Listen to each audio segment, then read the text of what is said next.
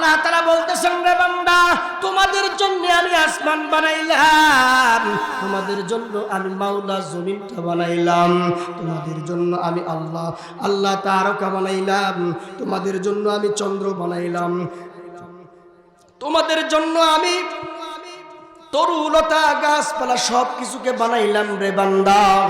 এই সব কিছুকে মাওলা আমি বানাইছি তোমাদের খাদেম হিসেবে। কুকুরগুলো তোমাদেরকে খাদেম, তোমাদের খাদেম, কুকুরগুলো তোমার খাদেম, আসমান তোমার খাদেম, চন্দ্র তোমার খাদেম, তারকারাজি তোমাদের খাদেম, জমিনগুলো তোমাদের খাদেম, সব কিছু তোমাদের খেদমত করার জন্য বানায় দিয়েছি রে বান্দা। আর আমি আল্লাহ তোমাদেরকে বানাইছি আমি মাওলার ইবাদত আর বন্দেগীর জন্য। আল্লাহু আকবার, আল্লাহু আকবার। অথচ দেখেন এই আশরাফুল মাখলুকাত, শুধু তাই নয়, কুনতুম খায়রা উম্মাহ উখরিজাত লিন-নাস তা'মুরুনা বিল মা'রুফ ওয়া তানহাউনা আনিল মুনকার। এ বান্দা, তোমাদের মধ্যেও এমন কিছু দল আছে যাদেরকে আমি একেবারে স্পেশাল করে ভিআইপি করে বানায় দিয়েছি। তাহলে মানুষদেরকে উত্তম রূপে আল্লাহ তাআলা দুনিয়াতে বানাইছেন।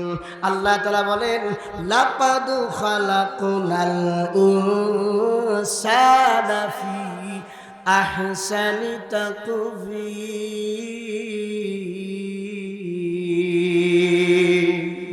আল্লাহ তাআলা বয়ান করতেছে, রে বান্দা, অবায়াব সুরত দিয়ে আমি মাওলা তোমাদেরকে বানাইছি। এত সুন্দর করে তোমাদেরকে তোমাদের ছাড়া আর কাউরে বানাই নাই। হাইওয়াতুল হাইওয়ান নামক কিতাবের ভিতরে আল্লামা হেমায়েতুদ্দিন দামাত হেমায়েতুদ্দিন বলতেছেন, এ দুনিয়ার মানুষেরা রে, গরু ছাগলকে এক প্রকারের বানাইছেন। কোন জাতিকে আল্লাহ তাআলা শুধু দাঁড় করানোর জন্য বানায় রাখছেন, কোন রকম সৃষ্টিকে আল্লাহ তাআলা বানাইছেন সোজা শুধু কেলবেল কেলবেল করবে। ও বান্দারে, তোমাদেরকে আল্লাহ তাআলা এত সুন্দর করে বানাইলেন, নাসিকা এমন জায়গায় দিলেন যে নাসিকাটা যদি পিছনের দিকে দিত তাহলে আমাদের অবস্থানটা কি হইতো, মুখটা যদি ডান দিকে দিত আর কান যদি আরেক দিকে দিত, হাত যদি একটা পিছনে একটা সামনে যদি দিতেন, পাটা যদি আলাদা আলাদা করে দিয়ে দিতেন, বলেন তো আপনার আমার অবস্থানটা কি হইতো। কিন্তু আল্লাহ তাআলা বলে, রে বান্দা, আমি আল্লাহ তোদেরকে বড্ড ভালোবাসি, মায়া করে যত্ন করে আমি তোদেরকে বানাইছি রে বাবা। এ আল্লাহ, এ দুনিয়ার বান্দারা শুনি, আল্লাহ মনোযোগ দিয়ে শোনার চেষ্টা করবা গো। আল্লাহ রাব্বুল আলামিন এত সুন্দর করে বানানোর পরেও আমরা আল্লাহ তাআলার নাফরমানি করতেছি, গুনাহ করতেছি, ফাহিশা কাজ করতেছি। তাই আল্লাহ বলতেছেন, কাইফা তাকফুরুনা বিল্লাহ ওয়া কুনতুম আমওয়াতা ফাআহইয়াকুম সুম্মা ইউমীতুকুম সুম্মা ইউহয়ীকুম সুম্মা ইলাইহি তুরজাউন।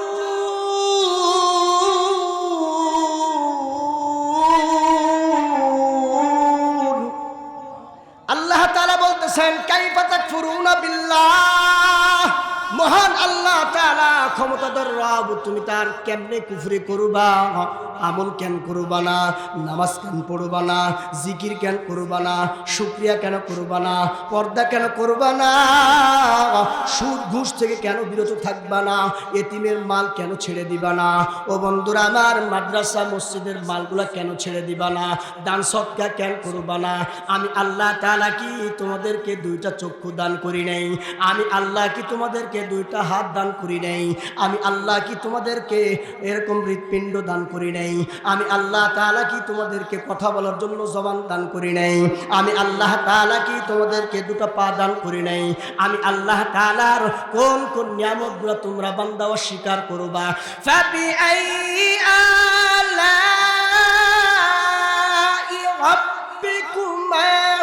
রাব্বিকুমা তুকাযযিবান।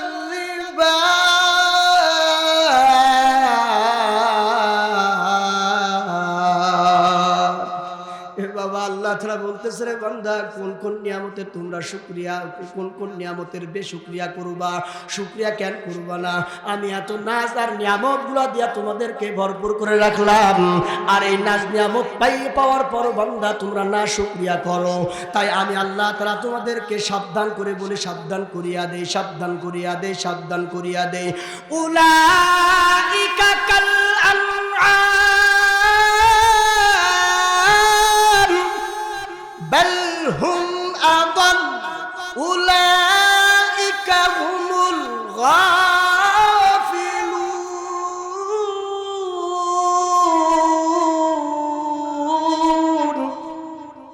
আল্লাহ তাআলা বয়ান করতেছে রে বান্দা, এত কিছু দেওয়ার পরেও যখন তোমরা না শুকরিয়া করবা, তখন তো তোমরা চতুষ্পদ জন্তুর থেকেও বড় নিকৃষ্ট, বরঞ্চ আরো তাদের চাইতে আরো বড় নিকৃষ্ট রে বাবা। এক বাংলার জমিনে কুকুরের জন্য বিচার হয়, মনে আছে তো আপনাদের? কুকুরের জন্য কিন্তু বাবা বিচার হয়। আশরাফুল মাখলুকাতকে এত ধরপাকড় করা হচ্ছে, এত হত্যা করা হচ্ছে, পাখির মতো গুলি করে দুনিয়া থেকে বিদায় করে দেওয়া হচ্ছে রে বাবা। কিন্তু দেখেন না, কোনো বিচার নাই, কোনো কিছুই চলতেছে না।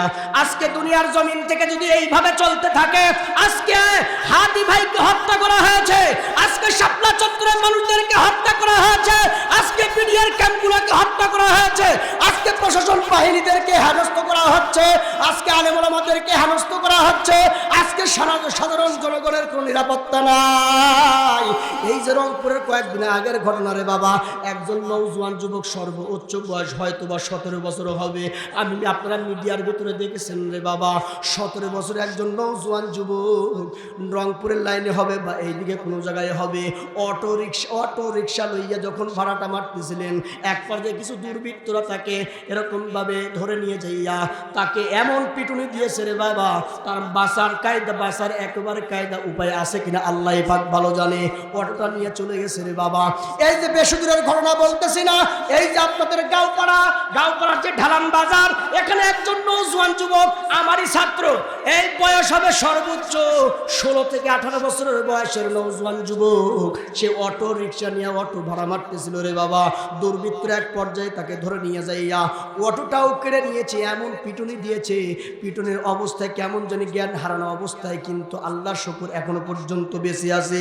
এইটা হইল বাংলার জমিনের অবস্থা রে বাবা। আজকে ক্ষমতার চেয়ার নিয়া বিএনপি নাম ফুটাইতেছো, আজকে ক্ষমতার চেয়ার নিয়া নৌকার নাম ফুটাইতেছো, আজকের চেয়ারে বৈশা হাত পাকার ক্ষমতা দেখাইতেছো, আজকের ক্ষমতার চেয়ারে বৈশা দাড়িপাল্লার ক্ষমতা দেখাইতেছো, আজকে চেয়ারে বৈশা বটগাছের কথা দেখাইতেছো, কিন্তু কোনো মানুষের জানমালের নিরাপত্তা দিতে পারো না। ও তাহলে তোমার তো রাজনীতি করার কোনো প্রয়োজন নাই, ক্ষমতায় আসার কোনো দরকার নাই। একজন রিক্সাওয়ালাকে তোমার জান আর মালের নিরাপত্তা দেওয়ার দায়িত্ব তোমার, একজন প্রেসিডেন্টকে যেমন নিরাপত্তা দেওয়ার দায়িত্ব তোমার, একজন মুসিকেও নিরাপত্তা দেওয়ার দায়িত্ব আছে না নাই? আরো আসতে কোন, আপনার জানার নিরাপত্তা দেওয়ার দরকার আছে না নাই? কিন্তু দেখেন আপনার আমার জানার নিরাপত্তা আছে, শান্তি কই যাবে? তাই আল্লাহ রাব্বুল আলামিন আজকে আমার আলোচ্য বিষয়বস্তু হলো শান্তি কোথায় পাবো। শান্তি বাবা দুইটা জিনিসের ভিতরে শান্তি আছে, একটা হলো ঈমান আর একটা হলো নেক আমল। এই ঈমান আর নেক আমলের ভিতরে হলো শান্তি রে বাবা। এই দুইটা জিনিস যদি আমি আর আপনি অর্জন করতে পারি তো আল্লাহ তাআলা দুইটা পুরস্কার দিবে। 1 নাম্বার পুরস্কার, কোনো ভয় থাকবে না।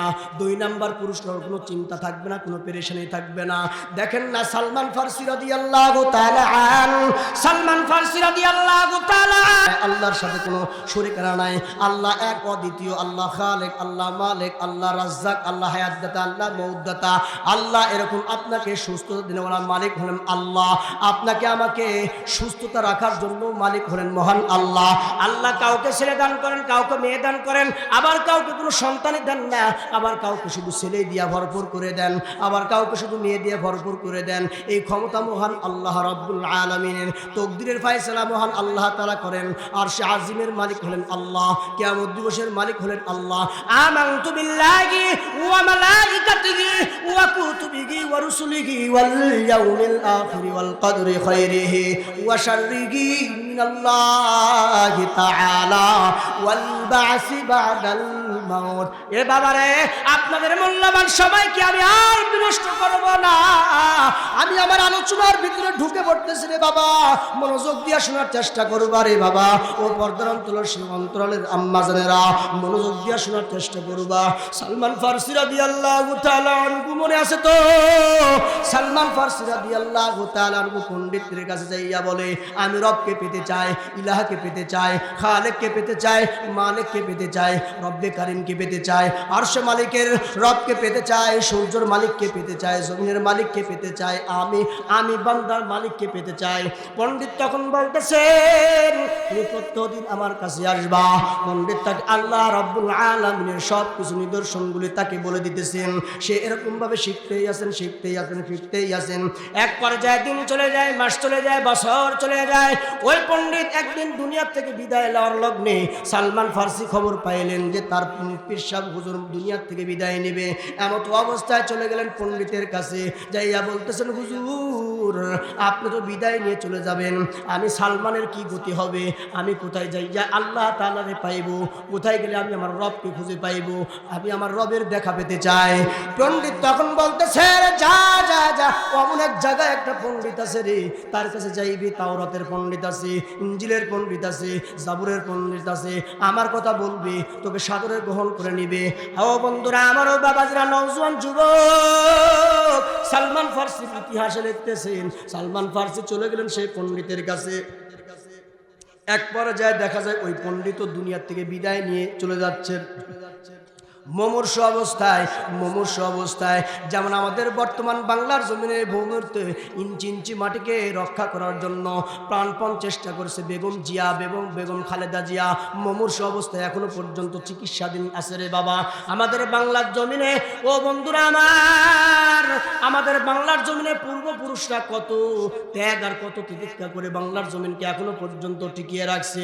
বেঈমান কুলাঙ্গারেরা, ভারতেরা আমাদের বাংলার জমিনকে হরণ করবার চায়। অন্যান্য রাষ্ট্ররা আমাদের বাংলার জমিনকে হরণ করতে চায়। আমেরিকা, রাশিয়া আমাদের বাংলার জমিনকে হরণ করতে চায়। কিন্তু আমাদের বাংলার জমিনে এমন কিছু কিছু ব্যক্তিবর্গরা আছে রে, তারা বাংলার জমিনে ইঞ্চি ইঞ্চি মাটিকে নিজের জীবনের চাইতে বড় ভালোবাসে। এই যে শরীফ হাদি আমাদের বাংলার জমিনকে ইঞ্চি ইঞ্চি মাটিকে জীবনের চাইতে বেশি বড্ড ভালোবাসে। আমাদের বাংলার জমিনের ইঞ্চি ইঞ্চি মাটিকে আহমদ শফি রহমাতুল্লাহ গেলাই বড়ই ভালোবাসে। আমাদের বাংলার জমিনের ইঞ্চি ইঞ্চি মাটিকে মুহিবুল্লাহ বাবুনগরী রহমাতুল্লাহ গেলাই বড্ড ভালোবাসে। ও বন্ধুরা আমার, শফি কাসিম রহমাতুল্লাহ গেলাই বড্ড ভালোবেসেছেন। হুসেন আহমদ মদনী রহমাতুল্লাহ গেলাই বড্ড ভালোবেসেছেন। ও বন্ধুরা আমার, শাইখুল হাদিস ইবনে শাইখুল হাদিস এই পর্যন্ত বাংলার জমিনকে ভালোবাসতেই আছেন, বাসতেই আছেন। আপমো জনসাধারণ আমরাও বাংলার জমিনকে ভালোবাসি কি বাসি না বলেন? ভালোবাসি কি বাসি না বলেন? এই জন্য বন্ধুরা আবার সালমান ফারসি রাদিয়াল্লাহু তাআলা আনহু আল্লাহ তাআলাকে পেতে চায়, আল্লাহ রাব্বুল আলামিনকে স্রষ্টাকে পেতে চায়। প্রাণপণ চেষ্টা করতেছেন যে এই পীর সাহেব হুজুরের কাছে গেলেন, এই হুজুরটাও বিদায়ের লগ্নে চলে যাবে অবস্থায় বলতেছে, হুজুর আপনি তো বিদায় নিয়ে চলে যাবেন, তো আমি কার কাছে যাইব গো হুজুর? আমি কার কাছে যাইব? একটু নিদর্শন দিয়া যান।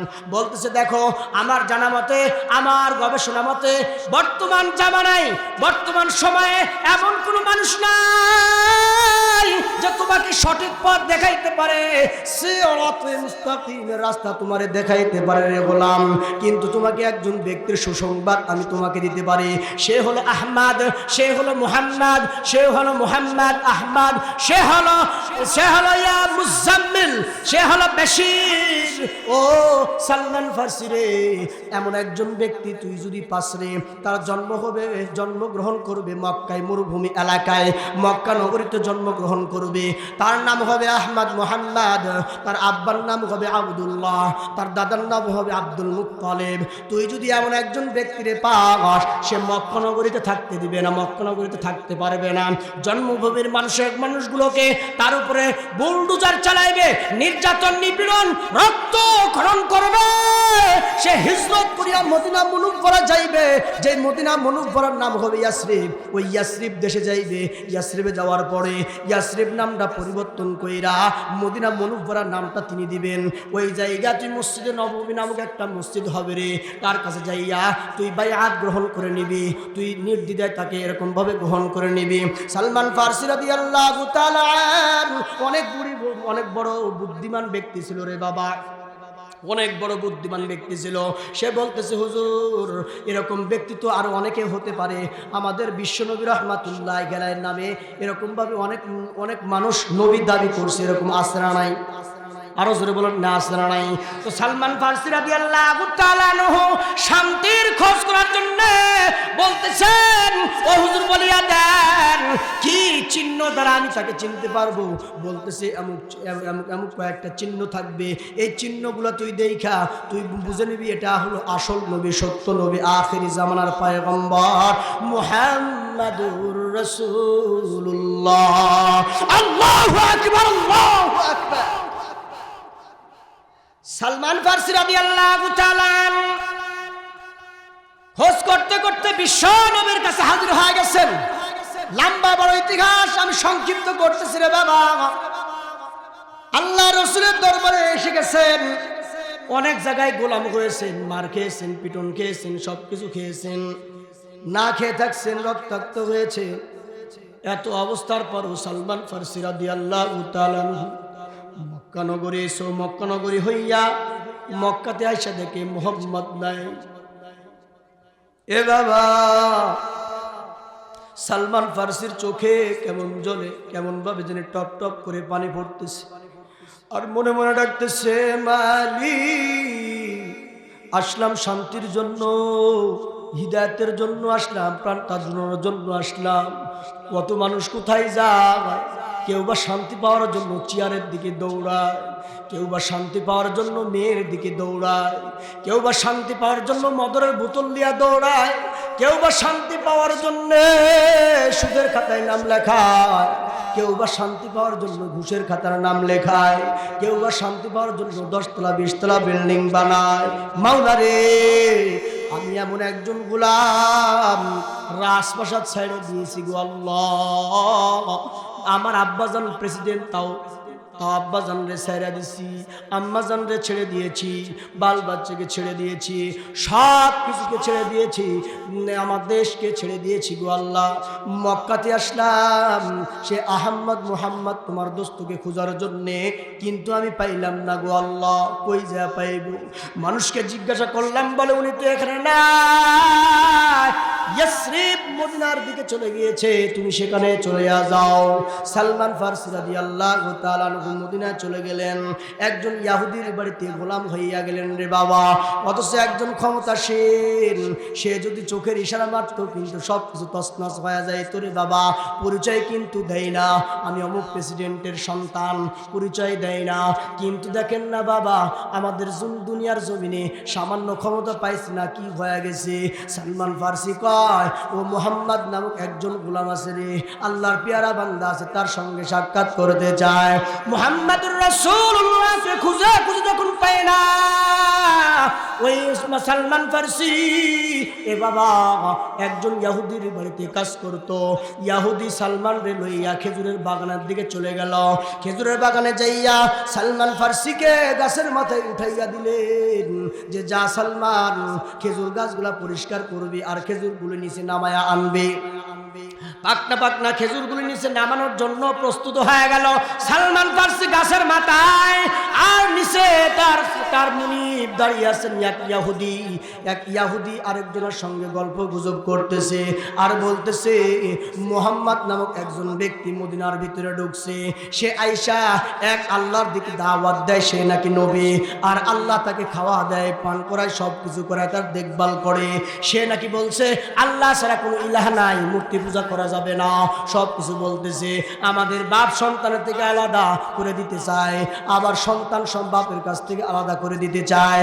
এরকম গল্প যখন করতেছে রে বাবা, আর সালমান ফারসি ওপর থেকে গাছের মাথার থেকে নিচের তার মুনিবের কথাগুলি শুনতেছিলেন, উপর থেকে নিচে সালমান ফার্সি তড়ি ঘড়ি করে নেমে আসলেন। নেমে আসার পরে সালমান ফার্সি রাদিয়াল্লাহু তাআলা আনহু বলতেছে, মুনিব গো, বলেন না গো, কিছুক্ষণ আগে যে আপনি একজনের নাম বললেন, তার নামটা কি আবার একটু বলেন না? সালমান ফার্সির মুনিব তখন ইহুদি একটা থাপ্পড় দিয়া কেমন জানি মাথাটা ঘুরায় দিছে রে, জমিনের ভিতরে কেমন জানি ধরাশায়ী হয়ে যায়। সালমান আবার উঠে দাঁড়ায়। দাঁড়ানোর পরে সালমান ফার্সি রাদিয়াল্লাহু তাআলা আনহু বলতেছে, মুনিব একটা বারের জন্য বলেন।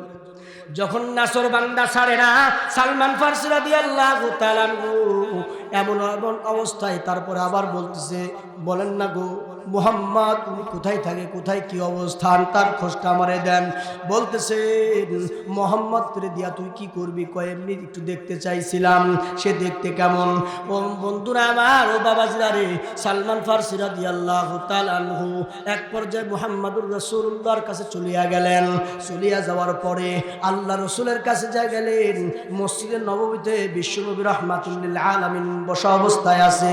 সাহাবায়ে কেরামগুলি সবাই পয়গম্বরের চতুর্দিক দিয়ে পাখির মতো বসে আছে রে বাবা, চাতক পাখির মতো তাকিয়ে আছে। যেমনটি ভাবে আমি গুনাহগারকে এখানে মাঝখানে বসাইয়া আপনারা চতুর্দিক দিয়ে আমার কাছে বসে আছেন রে বাবা, ঠিক তেমনি ভাবে বিশ্বনবী রাহমাতুল লিল আলামিন মসজিদে নববীতে বসা আছেন, আর চতুর্দিক দিয়ে সাহাবায়ে কেরামরা বসে আছে, পয়গম্বরের তালিম শুনতেছে। এমত অবস্থায় সালমান ফার্সি বিশ্বনবীর কাছে যাইয়া বলতেছে, বিশ্বনবীর কাছে গেছেন, শুধু পায়সারি করতেছেন সামনে দিয়া। বিশ্বনবী বলতেছেন, আগন্তুক ব্যক্তি তুমি এদিকে আসো, কি চাও? বলে, আমি একজন সালমান ফার্সি, আমি মুহাম্মদ নামক একজন ব্যক্তিকে খুঁজতেছিলাম। তার আব্বার নাম হলো আবদুল্লাহ, তার বাবার নাম হলো আব্দুল মুত্তালিব, মুহাম্মদ বিন আব্দুল্লাহ বিন আব্দুল মুত্তালিব বিন।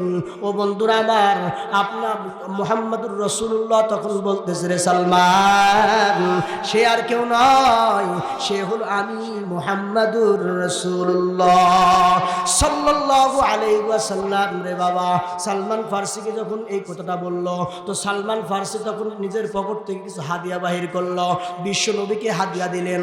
আল্লাহ রসুল জিজ্ঞাসা করলেন, ও সালমান রে, এটা কিসের হাদিয়া নিয়ে আসছো বলো?